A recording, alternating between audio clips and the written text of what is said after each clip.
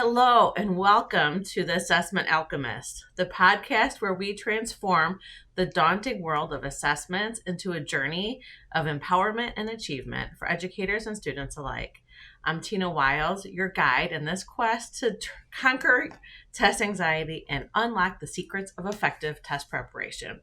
In each episode, we'll mix the perfect blend of expert insights, practical strategies, and inspiring stories, all designed to help you turn test taking into a positive, enriching experience for your students. Whether you're a teacher, a school counselor, or an educational enthusiast, you're in the right place to create alchemy in learning and assessment. So let's dive into today's topic and discover how we could turn educational challenges into opportunities for growth and success. Welcome to the Assessment Alchemist. I am so glad that you joined us, and I am so excited for today's topic. We're going to be diving into some myths around test anxiety, actually symptoms of test anxiety and causes of test anxiety, and then talk about a couple key things that you need to make sure that can start to help with that process. But part of being able to manage and deal with anxiety is understanding where it's coming from and why it is happening. So I am excited to share this with you. Let me pull up my notes. Okay. So, starting off, some myths. Okay. So, there are a lot of myths when it comes to test anxiety. I commonly hear, I'm just not good at tests, basically thinking that nothing can be done about it, that you're either born with this I could take a test gene, or you're not born with the I could take a test gene. And taking a test is a skill. So the good news is test anxiety is a learned behavior, which means that we can actually unlearn it and we can learn how to take tests. Okay. Another myth, all test anxiety is bad. Why that is not true is, it's a spectrum, right? And when test anxiety is at the extreme and it's to the point that it is changing the outcome of the exam, that's when we need to do something about it. And even before then, you probably don't want to get close to that. But no test anxiety could also be bad because it's showing that there is no, no, I'm trying to find my word. They don't care all that much, right? You want to actually you want a little bit of anxiety because it's like butterflies on if an athlete on game day, right? It's showing that they have a lot invested in the outcome, and that's why a little anxiety is good. A myth that I've actually heard from educators and high up CEO of post-secondary educations: if you are well prepared, you will not have test anxiety. And that is absolutely not true. And we'll talk about some causes and symptoms of test anxiety. But it is, even if you know the material inside and out, test anxiety can limit your brain and body's ability to demonstrate that knowledge when taking the exam. Okay. So for some people, maybe it is that they're not prepared, but that is definitely not a blanket statement, and actually probably applies less frequently than you think in test anxiety situations. Kind of goes hand in hand with that. Test anxiety is an excuse for students who don't know the material. Same thing. Yes, you are going to have students that don't know the material, and they're going to say oh, I was anxious and I couldn't do it. But it is actually a legitimate condition that impacts a large number of students. Okay. Decades of research show that even if you know the material, the symptoms of test anxiety interfere to the point that a test taker is not able to demonstrate their knowledge on an exam. And another thing I've heard is that test anxiety cannot be reduced, which is actually false, thank goodness. And that's why I'm here and other future guests will be here to help you. Okay, so is test anxiety an issue? There is a great quiz that has been put together, and I actually just put it up online. If you go to testanxietyquiz.com, which I know it's kind of funny to think about taking a quiz to see if you have test anxiety, but testanxietyquiz.com. It's a quick, less than 5 minute thing that you can go through, and it will allow anyone to see how extreme. Like, is their anxiety something that maybe they should be care a little bit more? Is it a healthy level, or is it too high and an unhealthy level? Now, let's talk about what test anxiety can feel like, right? The symptoms of test anxiety. And there are actual physical, emotional, and cognitive and behavioral symptoms. Okay. What happens from a physiological standpoint is our body is in fight or flight mode. Okay. And this is what anxiety is. And it's the future, and like you don't know what's going to happen. And thanks to biology, we don't know if that fear is like a saber-toothed tiger coming to attack us, or if it's something that really is obviously not going to, like a life or death situation. But biologically speaking, we don't know that it's not a life or death situation. And it's why all these things happen in our body. And it's when the adrenaline that is released in your body and when in anxious situations is what causes a lot of these symptoms. Okay. So physical symptoms could be headache, nausea, sweating, rapid heartbeat, lightheadedness, or feeling faint. I've actually seen where it can actually escalate to the level of a panic attack. And I've had panic attacks before. And my first panic attack, I actually thought was a heart attack, right? So these are like legitimate symptoms that can feel like they're debilitating. Another thing with nausea, I've had students that actually vomit before exams, right? That is obviously a very unhealthy level of anxiety when it comes to a test. But those are just some of the physical symptoms, and those are what we typically hear about, right? Like the sweaty palms, right? If you've never had anxiety, and actually a lot of educators that are teaching in K through 12, but also post-secondary, you're teaching because you've liked school, and chances are, since you've liked school, you've probably usually done pretty well on tests. An easy way to mimic what it starts to feel like when someone is like having the anxiety about a test is if you hyperventilate. So hyperventilate is just breathing shallow and fast. And if you do that, I'm going to demonstrate it. If you do hyperventilate, you can start to feel some of the rapid heartbeat and lightheadedness and like the things that are some of the physical symptoms. So I'm just going to do this for about 30 seconds. Okay, so you're just going to breathe low and shallow and fast, like.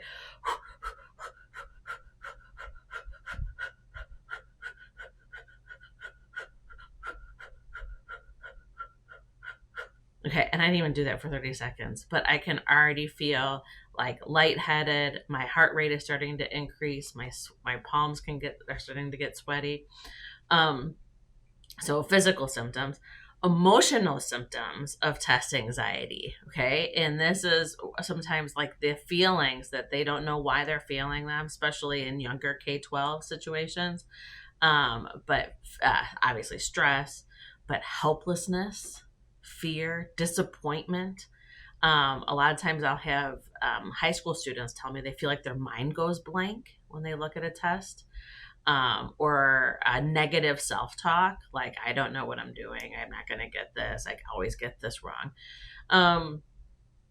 And so those emotional symptoms with the mind racing. And then cognitive and behavioral symptoms of test anxiety are difficulty concentrating, um, comparing yourself to others, or procrastinating.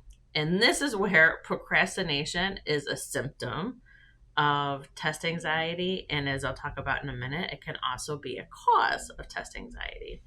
Um, but obviously, in any situation, it's difficult to complete a task when you're like having to deal with the physical, emotional, and cognitive symptoms I just talked about, right? But in a testing situation, when you're actually trying to recall information and demonstrate your knowledge, it's a lot going on. So when you have that test anxiety, you could see, especially when you're talking about how severe it is with some students, why it could be such an issue. All right, so now I'm going to talk about the 5 causes of test anxiety. The first cause of test anxiety is a fear of failure. So this is students that associate their self-worth with their grade. Like they have certain expectations for themselves, or they're worried about others finding out if they don't do well on a test.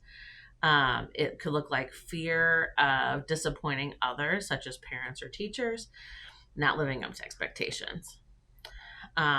The second cause is lack of preparation. So like I said, it's a symptom and it's a cause. So for it to be the cause, it looks like that you wait until the last minute to study, or you don't study at all. Like basically, or it might look like you just never studied the right things. Okay. And I hear this a lot with college students, where they are studying for hours and hours and hours, and then they still don't do well on a test. It's because you can study for hours and hours and hours and not look at the things that you need to look at all. Or you could study for an hour and look at the things you need to, and things go well on an exam. So you can see why it would be both. And then for why it's a symptom is if you're so overwhelmed and you can't think about taking the test, you're putting off studying, because then it means you actually have to think about what's coming up, right? So that's how it could be the symptom of test anxiety as well. High pressure. So when you have high pressure exams, so like the standardized tests, ACT, SAT, post-secondary exams, or if you need a certain grade on an exam, so like finals, right, to be able to get a certain grade in a class, or maybe get like accepted into certain things, those actually they are high pressure exams. So it makes sense why it's causing test anxiety. And it also comes from cost that you have to pay to take the exams. There's time constraints. So these are all valid reasons why someone might feel test anxiety. The fourth reason is perfectionism. So those students that have high expectations for themselves, or they're highly critical of themselves, might be easily disappointed if they think about not doing well, or they might identify as being a good student or being smart. And then the last cause of test anxiety is poor test history. So I haven't done well in the past, so it means I'm not going to do good in the future. Or maybe you just feel like you don't know the answers. Like I've studied for so long and I don't know. And they don't do well. Okay. So those are some causes not some causes. Those are the 5 causes of test anxiety. So now, as an expert and with the thousands of students I've helped over the years, I have found that the 2 biggest things to do to help combat test anxiety are, well, after you understand like what it is and that it's fight or flight, are we need to come down out of fight or flight. So some of that is with mindset and self-talk and what you're saying to yourself. There are some physical things you can do to help come down out of fight or flight. The easiest and quickest thing to do is to control breathing. So, controlling breathing floods your body with oxygen. It brings you back in control. It takes your breathing out of like autopilot, like it normally is, and can help with the feeling of overwhelm just because you're taking control of one of the things you can in the moment. There are many breathing exercises.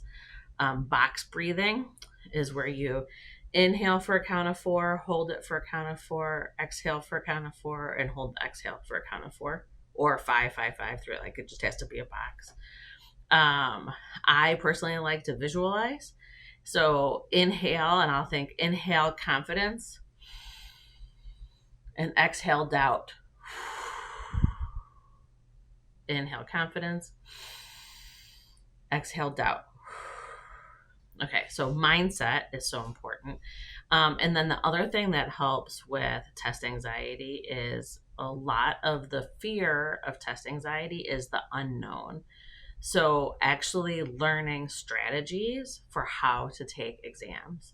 And there are different strategies for multiple choice versus pencil and paper versus digital versus essay, right? Like all the different combinations thereof. But coming up with a game plan about how to approach the test can also help you feel in control when taking it. The I would love to have any discussion regarding whatever you think of this podcast. Like, does something really stick out to you? Is there something that you want to get to know or more about when it comes to the test anxiety? I mean, obviously I just went through a real high level of what is test anxiety, the symptoms, the causes, and then a couple things that you could do to help. And yeah, I hope that helps. Remember to check out testanxietyquiz.com to get more information. And if you want any future information about the podcast, please check out my tutor. That's my2tor.com/podcast. Well, thank you so much for joining me today on the Assessment Alchemist, and I look forward to talking with you next week.